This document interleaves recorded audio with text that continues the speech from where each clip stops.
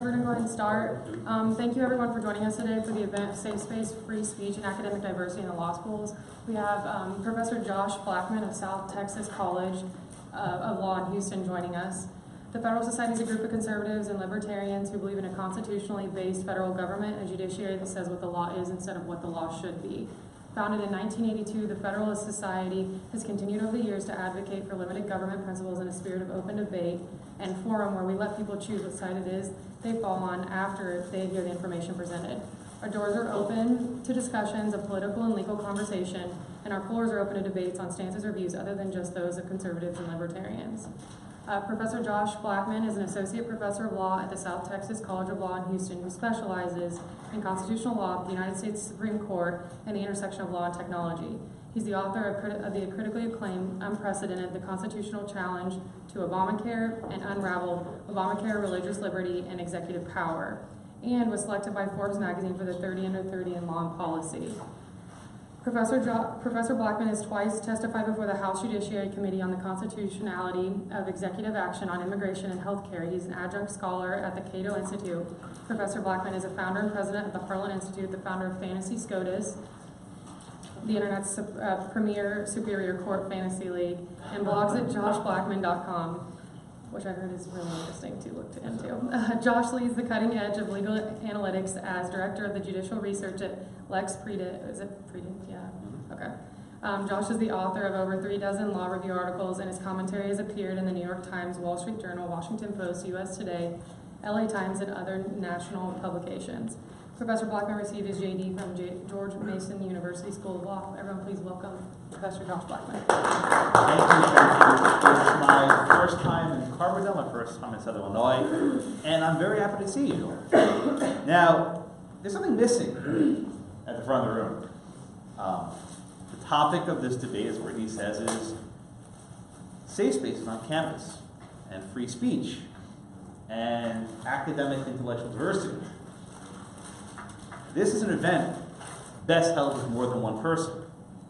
But as you can see up here, once again, I'm by myself. And this is in no way specific to Southern Illinois. In fact, usually when I invited the schools to talk on this topic, members of the faculty aren't willing to engage this topic. Now, I don't have any knowledge about why or how that happened, but it's fairly common. The question you have to ask yourself here is why am I up here by myself? What about the pattern renders it so incompatible with these sorts of debates?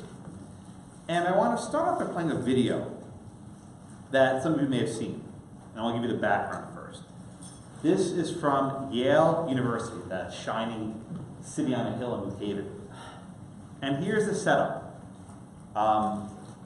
This was filmed, I think, in November, shortly after the most controversial holiday of the year, which is Halloween. Now, why is Halloween the most controversial holiday?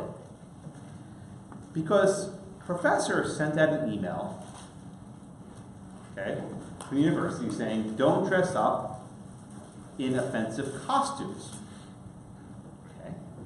Then one of the dormitory advisors sent out another email saying, we should not infantilize students and tell them what kind of costumes to wear. The students rebelled.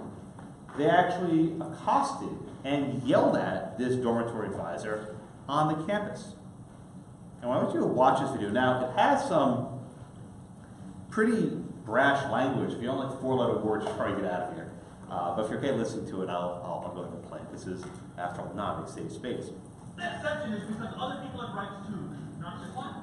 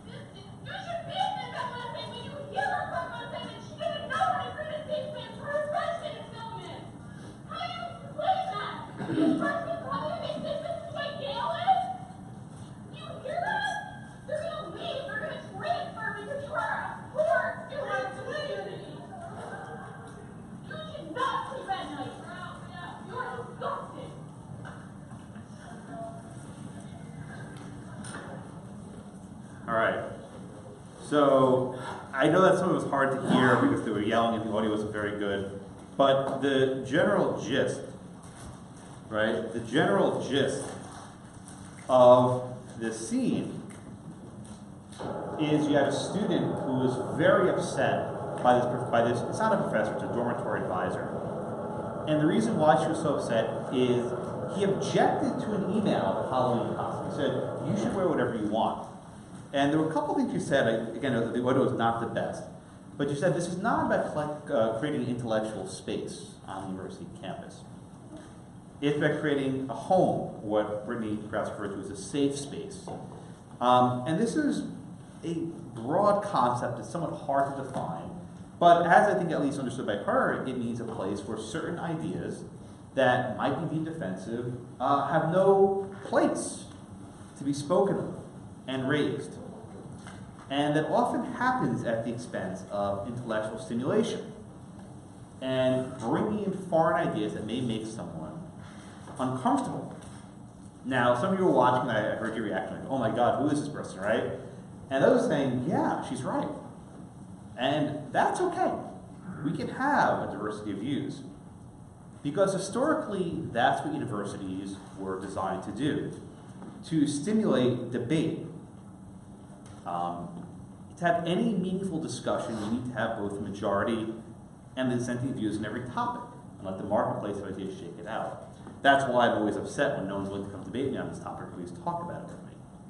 Now, let me give you another example that you might relate to better.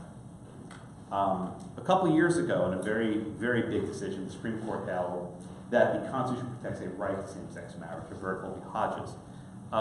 You're probably studying this case as if it's in a book and it's decided, but this was a fairly novel idea. In fact, until the early 2000s, there was no place in the world on planet Earth that had same-sex marriage. Indeed, until fairly recently, engaging in acts of sodomy was a crime. You go to jail for it, let alone having it recognized as a lawful relationship. But how did we get from criminal prohibitions on sodomy to a constitutional right of same-sex marriage?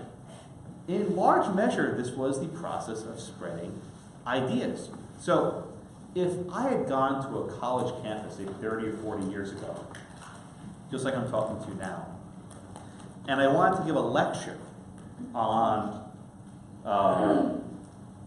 why gay marriage should be recognized, I would have been laughed out of the building.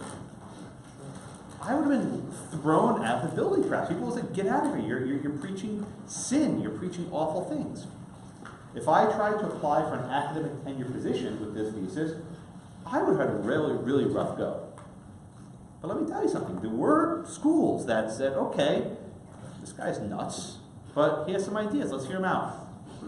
And professors were actually given teaching positions with those sorts of ideas. And they were actually granted tenure given those sorts of ideas. Decade went by. Now this idea is in the mainstream. And professors who argue that gay marriage should be allowed is the norm. Conversely, professors who argue that gay marriage should not be allowed, that's now the group being ostracized. Views saying that perhaps bakers should not be compelled to make cakes for weddings they deem sinful, they're now the ones deemed the outliers. And that's how ideas and arguments shape. And this is not a debate on gay marriage. That's another day, another time. But ideas move. Things that might seem off the wall one year come onto the wall. And ideas that seem grounded in normalcy and reality become irrational. And that's how human progress works. I don't pretend to have a master switch that pull the levers of which ideas work and which don't. But the point I want to make is the only way these ideas move is by expressing them. By expressing ideas, people recognize the strengths and the weaknesses. Social conditions change and they move. And that is the central place the university plays. You may not realize this as law students, but this is the last time in your lives when you can dedicate full time to the inquiry of thought. Never again will we have this. God willing, you'll pass the bar, become lawyers. You'll be in the grind, day to day, working your butts off, trying to make a living. You won't be able to talk about your theory or ethics or morality. You just won't have time for it. That's why college, especially grad school, is such a central place for this discourse to occur. Because if it doesn't occur here, it never occurs. And this is why this notion of safe space, which again is a fairly nebulous area, and academic speech codes are so dangerous, because they stifle this discourse of ideas. So I want to talk about a few things today. First, what role does the university play in promoting free speech? Second, what role has universities played in censoring free speech?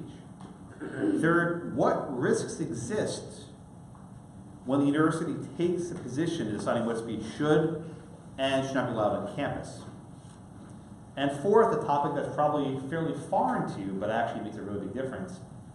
What about academic diversity in the professoriate? And when professors are excluded from this line of work because of their jobs, the fact is that no one's up here, perhaps bolsters my case. So first of all, what role does the university play in promoting free speech? You're in one right now. Allowing student organizations to invite their own speakers. You may not think much about it, but this is so important, right? The Federal Society in particular, because they had outside funding for me to fly here and drive to Carbondale. It's not cheap getting here, right? But in general, the ability of student groups to bring in speakers who are not who their professors want to hear is so important, right? You don't get to choose your professor. Yeah, you select your classes. We have a roster, Professor A, B, or C, right? That's who you're limited to. What if you want to hear someone else? But for these sorts of student organizations, you're stuck with whatever you have on campus. So the beauty of inviting other people in, that this classroom can be used, people taking nice pictures of me, they give you a parking pass, right? You take this for granted that this can actually happen. Okay? Now, that's a good part, right? SIU has been good to you, they let you invite your speakers. Now, what role have universities played in censoring speech? This has come in varying degrees.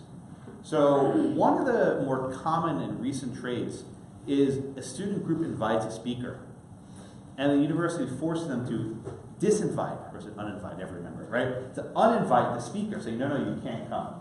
Why? Because it created a controversy or an ouster. Let me tell you something. If a controversial speaker shows up, more likely than not, people will go and say, this person's an idiot, and learn to dislike the person. At least they heard the idea. Or perhaps a controversial speaker shows up as well. I agree with part of it, but not others. Yeah, I'm on the fence. I don't know. The thinking shifted. But when the person is disinvited and never shows up, it just breeds the ignorance because no one knows what the person has to say. And as a practical matter, everything's on YouTube, right? Everything's on YouTube.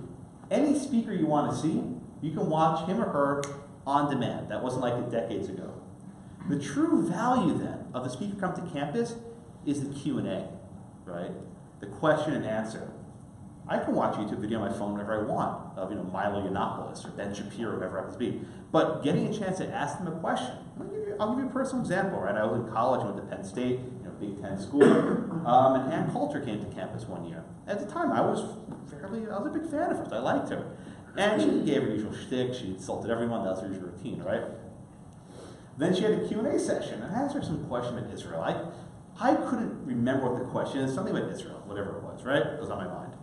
And she goes up and says, you know what? America's Israel's pimp. It's like, whoa. Where the hell did that come from, right? I'm not attacking you. I'm trying to ask a question. And I was like, screw that. I'm not buying your books anymore. Oh, right? The interaction with the speakers actually indeed changed my mind. I said, screw this. I'm not buying your next book. I bought her last couple of books. No, I'm not buying your book anymore. That's what happens when an idiot shows up on campus. They say something stupid. I'm like, you know what? I don't want to follow this person anymore. But when the person's not allowed to show up, that stimulates people. It's like, wow, I want to follow this person. And the other side says, well, she's not worth hearing. Now, disinviting people is, I think, probably the most extreme example. One other way this often comes up is this person poses a security threat. And Ben Shapiro and others have had this issue. that as a school says, if you want to bring speaker X, you need to pay a lot of money to the school to hire security forces. And of course, student groups don't have this funding, right? That's a de facto ban on certain speakers. And schools should be cognizant of this. And this is nothing new. In the 1960s, Berkeley, right? When you had speakers speaking out against the draft in Vietnam, there were riots. And the speakers were still allowed to come onto campus. So I think it's very dangerous when universities hide behind, They hide behind this idea of security fees. Now, one other way that schools do this in far less sinister manner, but just as effective, is by imposing bureaucratic requirements on student speakers. And I'll give an easy example. At Texas Southern University, the Thurgood Marshall School of Law, right in Houston, Texas, where I live, the Federalist SIU chapter invited a speaker, actually an alum of my law school, a guy named Briscoe Kane. He was a member of the state legislature, very conservative. The chapter checked with the law school. Law school said, yeah, it's fine, bring him in, whatever. They gave him a parking pass, they made flyers for him, they put up notice, right? Everything was fine. The morning of the event, the president of the university shows up. Not the president of law school, the president of the university says, you didn't register this event with main campus, you only did it with the law school. And the student says, we've never had to register an event with the main campus, we only do it with the law school. They shut down the event, they sent him home. It's made the local news, of course. And it blew up in their face. And eventually the interim dean actually resigned for some other reasons, and the school issued an apology. Briscoe came back later. But schools can often use these sort of bureaucratic techniques to stifle students. You can have this event, but only on this date, in this building, at the corner of campus is way too small. Again, schools should take affirmative action. By the way, the phrase affirmative action doesn't just mean race. It's in any context doing something affirmatively. Schools should take affirmative action to make sure these ideas are central and can be heard with ease. Okay? And this brings to the third point, right?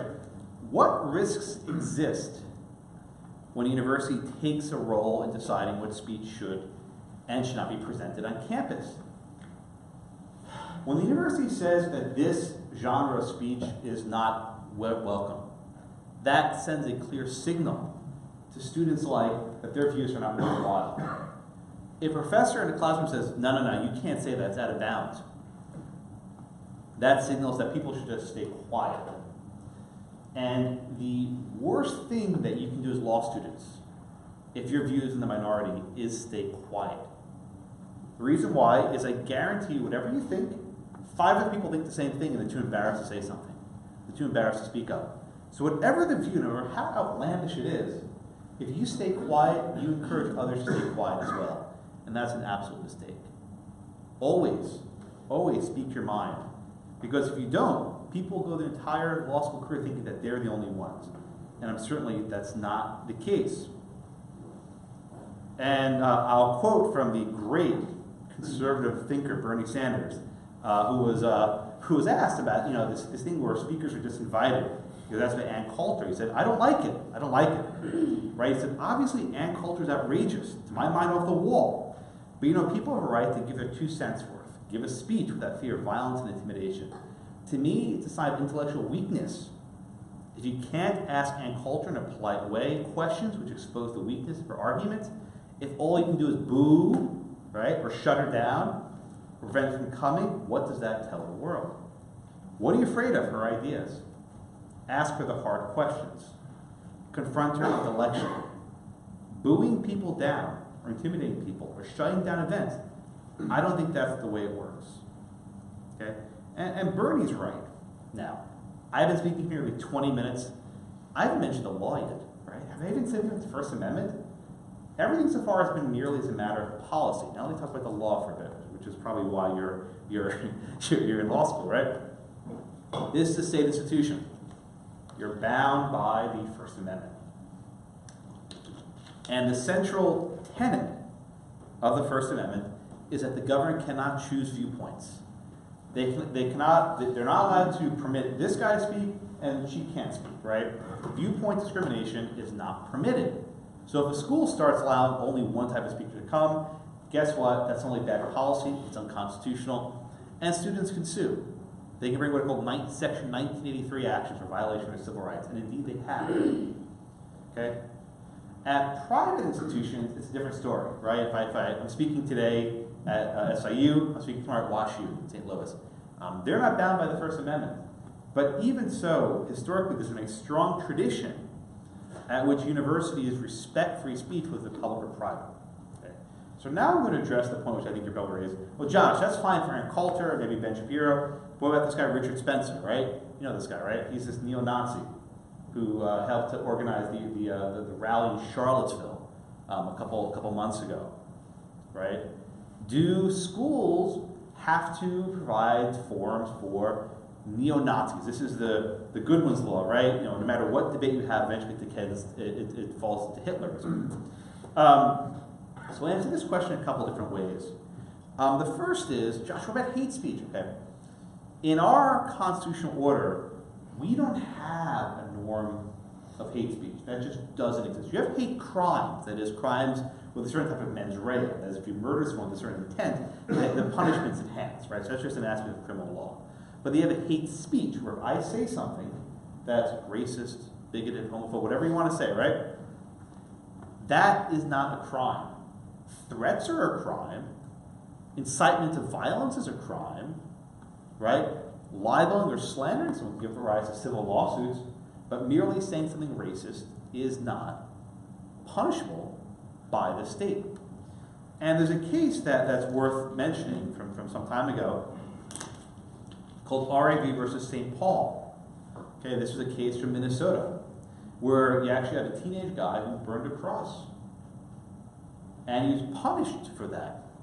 And the court reversed his conviction 9-0, saying that the mere burning of a cross without any sort of intent to threaten or anything else was viewpoint discrimination. Like burning a flag sends a message for sure, but it's protected speech. There's another case called Virginia versus Black, where they found that cross burning with the intent to intimidate as a threat, that can be published, but merely doing the cross burning as an act of communication, as odious of an idea as it is, that can't be punished. So bring it back here, right? If a person wants to incite, you name it, white supremacy, fascism, right? Hitlerism, whatever you want to say, the First Amendment protects that right. There's a very famous case right here in Illinois, in Skokie, which you might have read about, where the neo-Nazis, the skinheads, right, they wanted to march down the streets of Skokie, Illinois. Skokie was a predominantly Jewish neighborhood with lots of Holocaust survivors living there. And this occasioned a very bitter fight with the American Civil Liberties Union. Should they be allowed to march? Ultimately, they never marched, but the ACLU backed their right to march, which was a significant decision. So coming back to people like Richard Spencer and these other people, should they be allowed to speak on campus? Yeah. Should you go watch them? Probably not. Stay home. Starve them of an audience, right? These people, they want bloodshed. They want controversy. They want to be beat up, and they want to smash skulls. Because that brings more attention to their so-called struggle, Mein Kampf, if you will, right? They want to bring attention to themselves. And in fact, they spoke at, I think it was the University of Florida a couple months ago, and the president said the best thing you can do is stay home. Just don't indulge them. Don't give them the audience. And if they walk into a huge ballroom, there are 15 people there, what does that say? That they're losers, that their ideas are not welcome. But what should not happen is that schools disinvite these people. Now, in a lot of these cases, it's actually tricky. They're not actually invited to these schools. Many public universities rent out space, right? If you want to rent out a room in the student commons, whatever, schools rent out spaces. There, too, schools can't decline to rent out a space based on the message of what the professor is going to say. So, as a general rule, schools should not be disinviting speakers. If there's a controversial speaker that you think is out of whack, go there and ask that person questions. But this is someone who's just going there to try and incite violence. Stay home. I was actually in Charlottesville that night by chance, totally by chance. I was attending a wedding of a friend in Charlottesville, and I was driving through, I'm like, what are all those guys with torches doing? What the hell's going on, right? And it was a very strange feeling.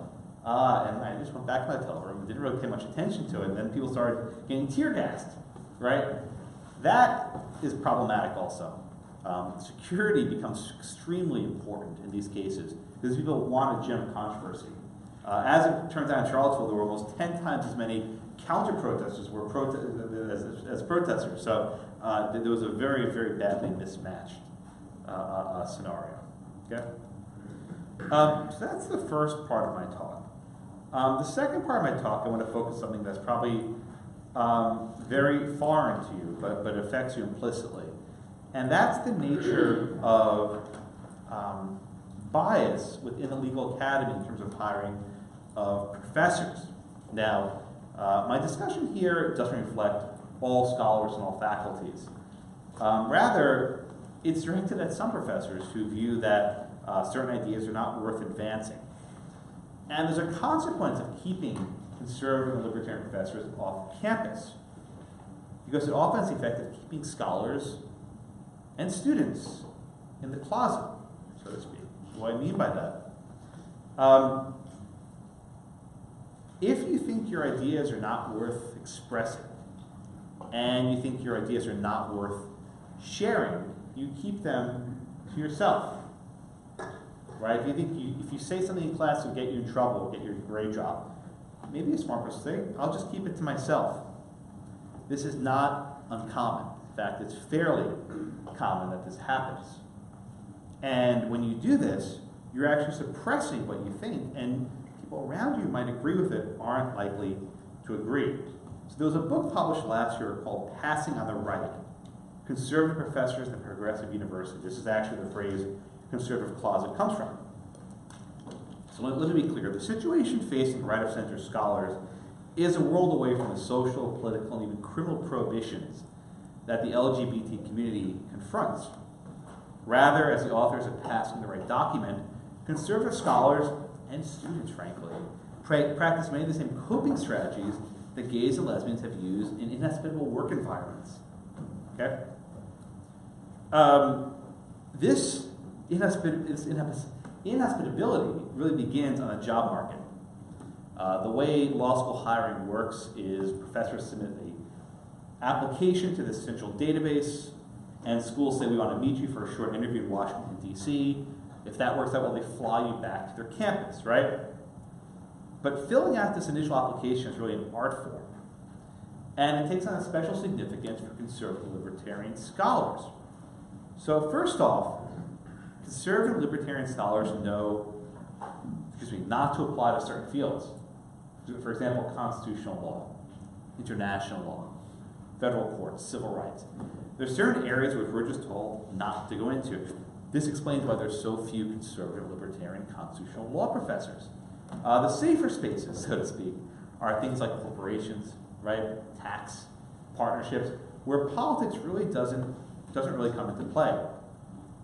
Now, why does this matter to you? Students are actually starved of professors who can give them a wide range of views. Now, it's certainly true that a lot of professors can play devil's advocate well and argue positions that they don't agree with. I do it all the time. It's inescapable, though, that you can't teach something as well if you think it's wrong. You can't explain something as well if you don't accept it, right? I wish all professors could be equally good at teaching arguments they disagree with, but as a matter of human nature, I'm not convinced that's possible. So this hiring process freezes out conservative and libertarian students in very important ways. It also impacts student organizations, right? On campuses, when you want to have a student group to invite a speaker in, it helps have someone on campus willing to participate in the event, right? That doesn't always happen. Okay. And that also brings to an important point for those of you who are on a law review, right? When you're selecting topics of what to write about, when you're selecting thoughts of what to engage on, you seek guidance from your professors. And the sorts of ideas that come up are invariably affected what the professor wants to write about. A shortage of conservative and libertarian professors stymies that. It stifles the ability to have a well-rounded scholarship for law review. Okay? The next part of what I want to talk about focuses on the tenure track, which again is probably not something you think about much, but it's extremely important. When professors are trying to get hired, they're trying to hopefully get what's called tenure. This is a form of job protection, which says if I work here for a few years and I impress people enough, I get effectively a contract. Usually people who are hired are at will. This is what's called for-cause protection. That is, you can't be fired unless there's adequate cause. Okay? This is a very significant change. But to get tenure, many professors hide what they believe. They actually conceal their true ideas because they don't want to impact their scholarship. Where does this come out? Not just in their writing, but also in their teaching. Professors may actually be afraid of raising certain arguments in class because a student might report them. Write a bad evaluation. You guys do that, I know you do. I read them very carefully, right? That students may complain, oh, Professor Jones, Professor Smith said something in class that offended us. I've had complaints. By the way, one of the reasons why I record my lectures, it nullifies most complaints. Because usually students hear things that never happened. It's very common. Show me the tape or instant replay. Timestamp, right? Where did I say that? Anyway, but professors may be, but people think don't record yourself, might get you in trouble. No. The tape is your salvation. That's what saves you. Because it's more accurate than memory. Record everything I do. But going back to the point I was making, what you actually see, right? What you actually see is professors shielding themselves, and the way students don't hear the arguments they might otherwise want to hear in class. And one other point that's related to this, even after a professor gets tenure, right, and they're free to write, are they really free? If you deny who you are and what you think for year after year after year after year, do you remember who you were anymore? Right? Do you even remember why you got into this game? If you're never true to yourself and what you actually believe, what if you forget after a while why you got into it in the first place? And this is what's often known as trimming your sails, right? Where you deliberately pull yourself in and you don't share what you got with the world. Because you think, oh, people don't like it. They won't like what I have to say. This is the most damaging things a person can do to himself. You have so much to offer the world, all of you, everyone. Whether you're a professor, whatever you want to do with your lives. You have so much to offer the world. Don't shield yourself by worrying what people think about you. Liberal, conservative, I don't care, whatever it is. There's a much greater cost of staying silent than there's of sharing your wealth with the world, what you have to offer. Everyone has something to offer. But you should never, ever keep it to yourself out of a fear of what people may think about it. Which is in large measure why I do what I do. I'm a professor, but I also travel to schools. I lecture on these topics. If I can inspire one person to actually do this and recognize the value of free speech, this is time well spent. This is usually where I turn the conversation over to a professor commenter. We have none. So I hope to use you as my foils to ask questions and engage me. So I'll stop here. Thank you very much, and I appreciate your attention. You can go on, it's fine. Does anybody have any questions or anything? Yeah, what's your name? Ryan. Ryan, thank you. So you were framing the having to hide your identity kind of as more of a conservative thing, but, and I mean, it certainly is present day, very much so, probably, like, from what I've seen, I'm not even actually a conservative, but I can see it on college campuses, a lot of places.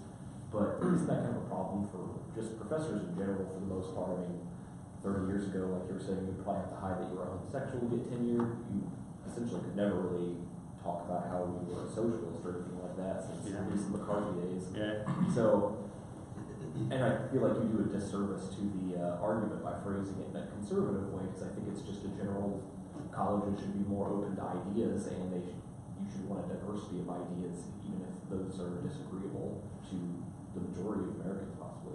Yeah, I'll tell you what, if I was giving this speech 40 years ago, I'd probably give the exact opposite spiel, right?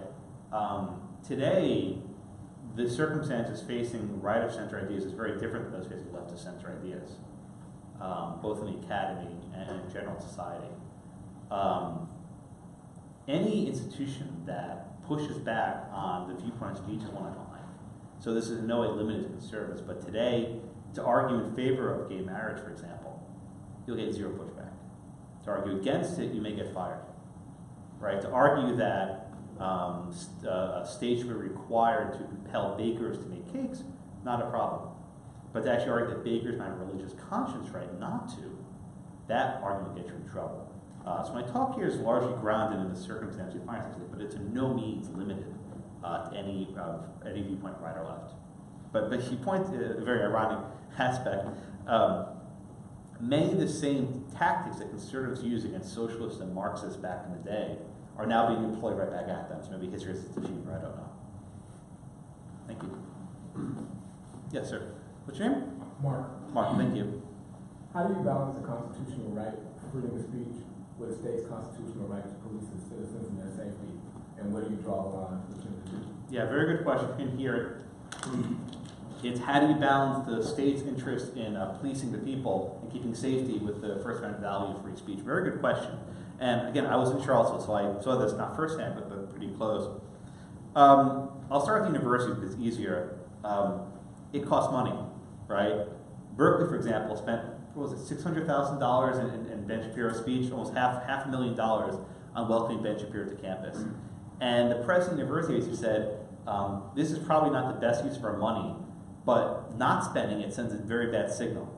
But there's some point, right, where it costs too much money to secure the safety of the speaker and the students and keeping these riots and other things. So if there's a legitimate safety concern, I am more willing to go with that, as long as it's not a pretext. And what do I mean by pretext? That's not, when I say pretext, that's not the real reason. The real reason is something else. They just don't want the person to speak. But if the actual reason is safety and they are able to articulate a policy that's consistent, right? Meaning, if, Mahmoud Ahmadinejad, who's the president of Iran, shows up at Columbia, does a lot of money for security. But Ben Shapiro shows up, they don't spend money for him, right? If it's a consistent, across-the-board policy, I'll probably go along with that. But they have to show that this is not just targeted this one speaker. Because very often schools say, oh yeah, Ann Coulter is going to cost $50,000, Al Gore or whatever, you can come for fun, right?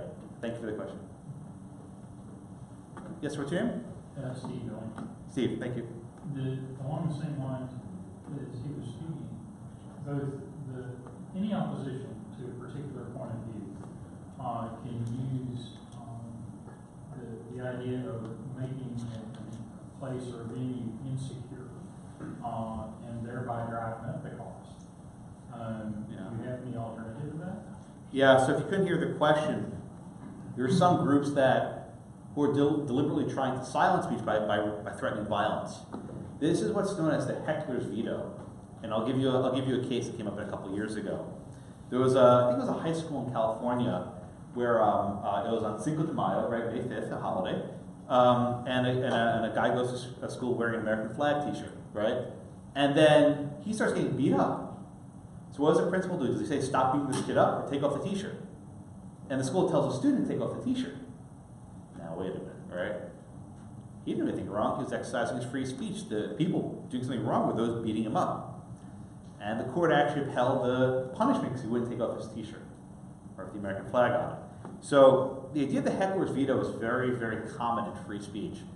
And here you're rewarding the people who are willing to threaten violence, right? People who are willing to cause a riot to keep Ben Shapiro off the campus, to keep Milo Yiannopoulos, which is why I think to Mark's question a minute ago, sometimes you have to pay the money for the security, right? To punish the Hecklers Veto, to not let the heckler win.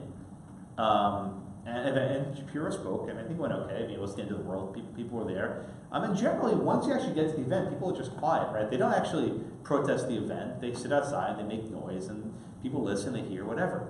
But to the extent that the security is used to defeat the Hecklers Veto, I think it's even more important to pay for it in those cases so that the Hecklers Veto doesn't win. Because once you let the Hecklers Veto win, it always wins. And you're never going to have a situation where these people won't show up like, oh, we're going to threaten, everyone's going to riot the law school campus event. That's a problem. Thank you for the question. Thank you. Yeah, Mark, go for it. Sorry. I agree with a lot of what you said, but I had a question. Do you think that Nazi speech adds to the marketplace of ideas and should therefore be protected? And if so, how? So the question you can hear is, does Nazi speech add to the marketplace of ideas, and if so, how? I think it does, but in a way they may not expect. It shows how dumb it is, right? You ever hear, and that's me, but in general, if you ever hear Richard Spencer speak, this guy's a moron, right? Hearing him speak reinforces how wrong these people are. So I don't think the speech has any value by itself. That, wow, I am learning how awesome fascism is, right? But by hearing him, you just follow him on Twitter, right? It's not that hard. I think he was banned actually, but reading his tweets, that teaches you why the speech is bad, which is why allowing awful people onto a campus reinforces why you should not be following him.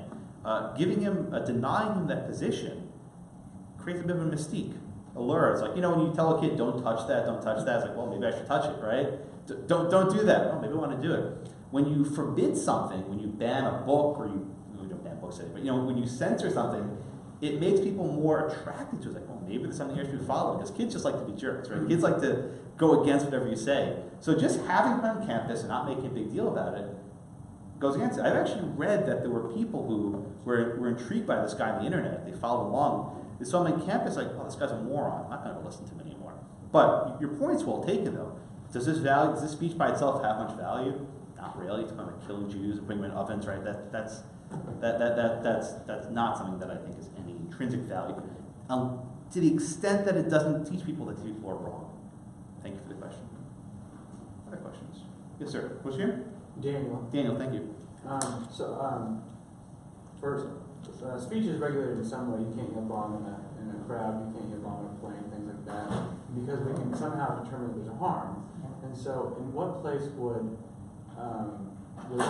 the government can say, well, there's a harm from like racial speech? I hear that a lot. That the reason that we're going to regulate, Nazi speakers is because we in society have just determined racial speech is wrong. Is there a place for some sort of study or scientific information to say, hey, this stuff really causes a harm to minorities? So the question is, certain speech about race, if it in fact does cause a harm, might that justify a centrist speech? Is that your question? Yeah. So the first thing, as a professor, the shouting fire in a crowded theater, that's no longer good law. That's everyone's favorite First Amendment test that doesn't exist, right? That was advanced by Justice Holmes in the early 1900s, and that's been good law for decades. In fact, the relevant test is one from a case called Brandenburg versus Ohio, which may have studied in common law. The facts of the case were like this. You had a Klansman, right? The head of the KKK. And he was saying, we need to go to Washington, D.C. We need to march and do these awful things in D.C. We're going to march on Selma and everything else, right? But not today. We're going to march at some point in the future. Right? That was the speech. We're going to march in Washington. And he was arrested for inciting violence, right? Because that his speech is going to lead to harm.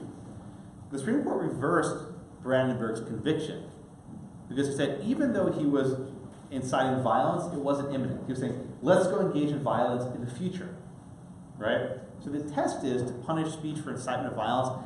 Is it an incitement for imminent, right away, lawless conduct? Saying, let's go burn down that house next week is probably not imminent. You can't arrest a person for that. So if Brandenburg is good law, and I think it is good law, then we're left with this issue. Can you punish speech that might impact someone's psyche? That might make someone feel lesser about themselves, right? That might make someone feel hurt, and use whatever words you want to use. Under current Supreme Court case law, I think the answer has to be no. I'll give you another case that's also relevant, Mattel v. Tam. You might have read about this case. This is a rock band called the Slants. The Slants. It was an Asian American rock band, and they were using the phrase the slants, which versus slanted eyes, right, as a way to reclaim the slur. They were denied their trademark for the band name the Slants. Right? They were denied their mark. They couldn't use it in commerce.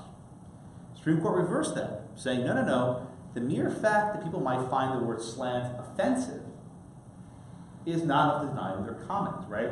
Because when you say it's offensive, it might hurt someone, that's putting a value on speech based on viewpoint. And the court reversed that and said you can't have a denial of this property right based on the offensiveness of the view. So if the Slants case is good law, right, if Brandenburg's still good law, I don't know what study would actually get you where you're going. I think it would still be something that says, unless there's actually a threat of violence, if you threaten violence, right, I'm going to kill you, okay, you can arrest someone for that, right, it's a threat. But just saying something that might hurt someone in their mental state, I don't think that works. Mark? Sorry, even saying something that would hurt someone, puts them in a bad mental state, isn't that putting them in a fear of mental danger, and isn't that assault? Violence, though, physical violence, right? Well, it doesn't have to like be physical violence. The way in which you say it and how you say it could put them in fear of their lives too, couldn't it? But if fear of their lives, it'd be violent threat. I'm just like, let's say you're outside and you were saying like racially motivated things in an angry way. Mm-hmm. How does the Supreme Court rule that the way that in which they carry themselves and the way could put a person in a fear of imminent threat and isn't that assault? But it's imminent threat of violence. That is, if someone's making racial slurs, I'm going to beat you up and adds a racial epithet there, right? No doubt, that can be punished. But merely saying, I don't like people this race, I don't like people that religion, and that's it by itself, there's no violence that comes after that. No matter how you say it? So the case you want to look at is Virginia versus Black. I mentioned it earlier. That was a cross-burning case, right? Which is similar to speech, the same idea. And if the state can prove that that act was done as a way to intimidate someone with respect to violence, that's where it crosses the line, right? But merely saying slurs, racial slurs, epithets, whatever, that's not enough to get you there. Questions? Anybody? No other questions? Anything else? Okay, well, we give a round of applause. Thank you all so for- much. Appreciate it.